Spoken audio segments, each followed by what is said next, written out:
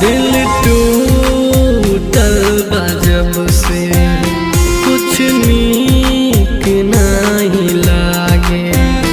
अखियाँ रोई रोई रतिया भर हो जागे। ओ ला ला ला ला। दिल टूटल बा जब से कुछ नीक नहीं लागे।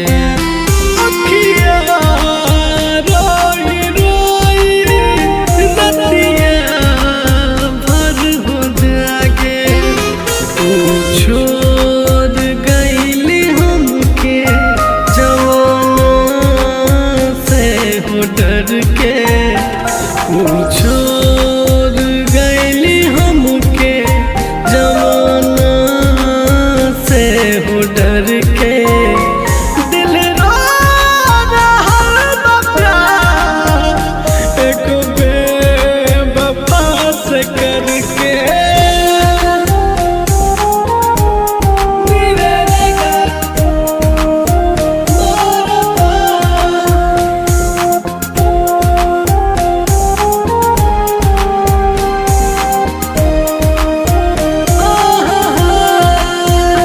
केकरा के हम बताई दुख बा अपन मन के।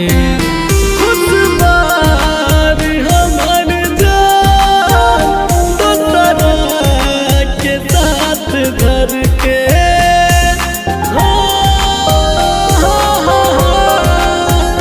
केकरा के हम बताई दुख बा अपन मन के। खुश बारी हमर जान दोसरा के साथ धर के। चल गईली उ हमसे बिन बात के झगड़ के। चल